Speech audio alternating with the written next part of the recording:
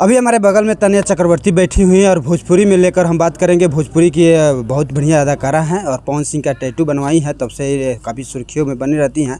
बात करेंगे भोजपुरी को लेकर। जो भोजपुरी में आए दिन देखा गया था कि पवन सिंह और खेसारी लाल के बीच में विवादों का जो सिलसिला था वो थमने का नाम नहीं ले रहा था। लेकिन कुछ दिन एक इवेंट शो में दोनों को देखा गया कि गले मिल रहे हैं और पवन सिंह ने भी एक गाना गाया कि तोरा जैसन भाई कहाँ। लेकिन ये बात जो है काफ़ी प्रशंसक भी हो रहा है दोनों तरफ से कि ये दोनों अगर आदमी एक हो जाएंगे तो काफ़ी भोजपुरी इंडस्ट्री जो है आगे जाएगा। लेकिन सवाल ये भी है कि बहुत सारी लड़कियां हैं जो टैटू तो बनवा लेती हैं, कभी खेसारी के बना करके कभी पवन सिंह के पास चली जाती हैं और पवन सिंह का टैटू बनवा के कभी खेसारी लाल के पास चली जाती हैं।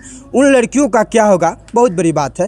तन्या भी ये पवन सिंह का टैटू बनवाई है। इनसे भी तमाम बातचीत करेंगे। और सबसे पहले मैं आप लोगों को बता दूं कि इनका जन्मदिन है, तो सबसे बड़े मैं आपको बहुत बहुत बधाई कहूँगा। Thank you so much. और जनता सबको भी मेरा जितना चाहने वाले हैं, क्योंकि आज मॉर्निंग में नींद से उठे तो सबका इतना ज़्यादा हमको शुभकामना मिला है। आज बहुत ज़्यादा खुश भी है। पवन सिंह का आया कि नहीं शुभकामना? हाँ ज़रूर आए हैं, उन्होंने भी बर्थडे विश किया है।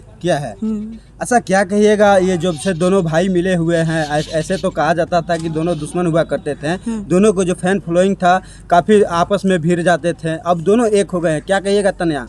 तो सब कोई चाहता था जो ये दोनों भाई एक हो जाए। बहुत ज़्यादा अच्छा भी लग रहा है, क्योंकि ये दोनों एक हो जाएगा तो भोजपुरी इंडस्ट्री बहुत आगे तक जाएगा। सवाल मेरा तन्या ये है कि एक सौम्या पोखरल है, वो भी नृत्यांगना है, वो भी कलाकार हैं। उन्होंने खेसारी लाल का टैटू बनवा करके खेसारी से गले मिली और कहीं ना कहीं कहती थी कि खेसारी लाल भगवान हैं। और कुछ दिन देखा गया कि वो खेसारी लाल को छोड़ के पवन सिंह के पास पहुंची, तब उनका क्या होगा? पहले बात आप एक रॉन्ग बोले हैं। वो कलाकार कौन सी का है? वो ना डांस उसको आता है, ना वो सिंगर है, कुछ नहीं है। सिर्फ खेसारी जी का टैटू बना के वो आगे बढ़ने का कोशिश किया है। जब देख रहे उधर से उनको काम नहीं मिल रहा है तो पवन जी के पास चला गया। तो अभी क्या है, वो ना घाट का ना घर का, बाहर का। अब वो ना घर के रही ना घाट के एकदम, अब बाहर हो गई एकदम। अच्छा, आप भी तो टैटू बनवाई है पवन सिंह का।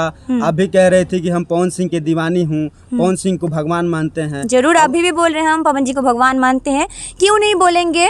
क्योंकि मेरे जैसे ऑर्केस्ट्रा में डांस करते थे जो, उन्होंने हमको वो मुकाम से हमको इतना ऊंचाई तक पहुंचाया है, तो हमको उनको भगवान नहीं मानेंगे तो किनको मानेंगे?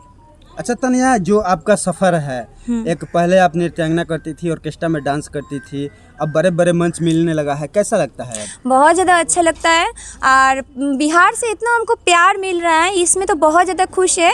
और पहले बात है, ये बर्थडे मेरा पहले बार बिहार में हम सेलिब्रेशन कर रहे हैं। इसका मतलब घर में रहते थे तो घर का लोग के साथ रहते थे, मगर बिहार में आज हम इसको बर्थडे करते, वो भी अच्छा ही लग रहा है। अब अच्छा लग रहा है। बहुत ज़्यादा। आपके काफ़ी फैन फॉलोअर हो गया है। बहुत ज़्यादा चाहने वाले बोले ना, सुबह उठ के जो हमको इतना ज़्यादा शुभकामनाएं मिला है, बहुत ज़्यादा अच्छा लगा है। अच्छा तन्या, बंगाल से चलकर बिहार में आई, नाम कर गई, पैसा भी बना ली, सब कुछ तो हो ही गया। विवाह कब कर रही हैं? वो नहीं सोचे हैं, उसका बात अलग है। फ्यूचर में वो बड़ा खुलासा होगा बाद में। मैंने कहीं ना कहीं है सफर है कोई? तो खोज रहे हैं, खोज रहे हो। अभी खोजी नहीं है, अभी खोजी नहीं है। वो बाद में आप लोग को बड़ा खुलासा बोलेंगे बस। चलिए, ये तन्या चक्रवर्ती हैं और इन्होंने अपनी बातों को रखा। और आज इनका बर्थडे है, तो इनको फिर से मैं happy return of the birthday बोलूँगा। और बोलूँगा कि ऐसे ही दिन दुगुना रात चौगुना तरक्की करते रहें और अच्छे मुकाम पाएँ।